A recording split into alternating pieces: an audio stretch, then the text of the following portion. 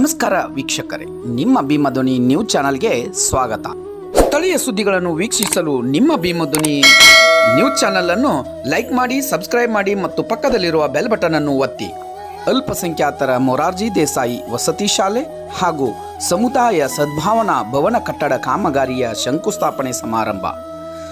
ಹೌದು ವೀಕ್ಷಕರೇ, ಬಾಗಲಕೋಟೆ ಜಿಲ್ಲೆಯ ಜಮಖಂಡಿ ತಾಲೂಕಿನ ಹಲ್ಯಾಳ ಮರೇಗುದ್ದಿ ಗ್ರಾಮದಲ್ಲಿ ಶುಕ್ರವಾರದಂದು ಜಮಖಂಡಿಯ ಜನಪ್ರಿಯ ಶಾಸಕರಾದ ಸನ್ಮಾನ್ಯ ಶ್ರೀ ಆನಂದ್ ನ್ಯಾಮಗೌಡ ಇವರು ಅಲ್ಪಸಂಖ್ಯಾತರ ಮೊರಾರ್ಜಿ ದೇಸಾಯಿ ವಸತಿ ಶಾಲೆ ಮತ್ತು ಅಲ್ಪಸಂಖ್ಯಾತರ ಕಲ್ಯಾಣ ಇಲಾಖೆಯ ಸದ್ಭಾವನಾ ಮಂಟಪ ಕಟ್ಟಡ ಕಾಮಗಾರಿಗೆ ಭೂಮಿ ಪೂಜೆ ಕಾರ್ಯವನ್ನು ನೆರವೇರಿಸಿ ಮಾತನಾಡುತ್ತಾ, ಸದರಿ ಶಾಲೆಯಲ್ಲಿ 6ರಿಂದ 10ನೇ ತರಗತಿವರೆಗೆ 300 ವಿದ್ಯಾರ್ಥಿಗಳು ವಿದ್ಯಾಭ್ಯಾಸವನ್ನು ಸುವ್ಯವಸ್ಥಿತ ಕಟ್ಟಡ, ಗ್ರಂಥಾಲಯ, ವಸತಿ ಗೃಹ, ಭೋಜನಾಲಯ, ಸಿಬ್ಬಂದಿಗಳ ವಸತಿ ಗೃಹ ಒಟ್ಟು 20 ಕೋಟಿ ರೂಪಾಯಿ ವೆಚ್ಚದಲ್ಲಿ ನಿರ್ಮಾಣ ಮಾಡಲಾಗುವುದು.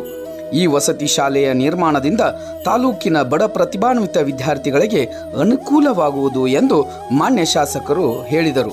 ಈ ಸಮಯದಲ್ಲಿ ಮರೇಗುದ್ದಿ ಗ್ರಾಮದ ಗ್ರಾಮ ಪಂಚಾಯತ್ ಅಧ್ಯಕ್ಷರಾದ ಶ್ರೀಮತಿ ರೂಪಾ ಪುಂಡ್ಲಿಕ್ ಪೂಜಾರಿ ಹಾಗೂ ಉಪಾಧ್ಯಕ್ಷರಾದ ಸುಮಿತ್ರಾ ಮಾದರ್, ಸದಸ್ಯರು ಹಾಗೂ ಹುಲ್ಯಾಳ ಮತ್ತು ಮರೇಗುದ್ದಿ ಗ್ರಾಮದ ಪ್ರಮುಖರೊಂದಿಗೆ ಅಲ್ಪಸಂಖ್ಯಾತರ ಕಲ್ಯಾಣ ಇಲಾಖೆ ಜಿಲ್ಲಾ ಅಧಿಕಾರಿಗಳಾದ ಶ್ರೀ ಶಿವಾನಂದ್ ಪಟ್ಟಣ್ ಶೆಟ್ಟಿ, ತಾಲೂಕಾ ವಿಸ್ತರಣಾಧಿಕಾರಿಗಳಾದ ಸಂತೋಷ್ ಬಾಡ್ಗಿ ಹಾಗೂ ಪ್ರಾಂಶುಪಾಲರಾದ ಶ್ರೀಮತಿ ರಶ್ಮಿ ಗುರವ್, ಸಿಬ್ಬಂದಿ ವರ್ಗ ಹಾಗೂ ಗೃಹ ಮಂಡಳಿಯ ಅಭಿಯಂತರರು ಹಾಗೂ ಗುತ್ತಿಗೆದಾರರು ಈ ಸಂದರ್ಭದಲ್ಲಿ ಉಪಸ್ಥಿತರಿದ್ದರು.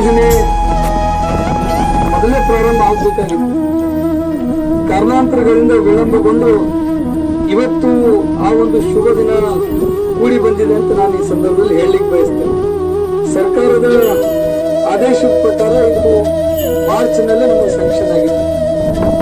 ನಾವು ಮರೇಗುದ್ದಿ ಮತ್ತು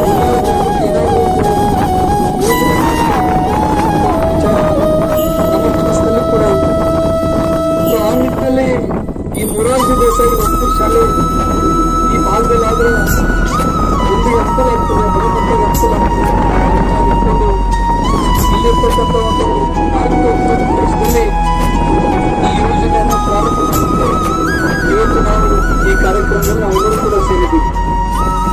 ಈ ಯೋಜನೆಯನ್ನ ಸುಮಾರು 300 ಮಕ್ಕಳು ಈ ಒಂದು ಮೊರಾರ್ಜಿ ದೇಸಾಯಿ ವಸತಿ ಶಾಲೆಯಲ್ಲಿ ಕಲಿಯಲಿಕ್ಕೆ ಅವಕಾಶ.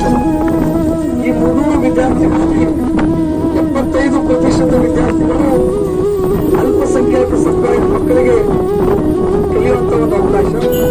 25% ಮಕ್ಕಳು ಜನರಲ್ ಮಕ್ಕಳಿಗೆ ಅವಕಾಶವನ್ನ ಸರ್ಕಾರ ಒದಗಿಸಿಕೊಟ್ಟಿರ್ತದೆ.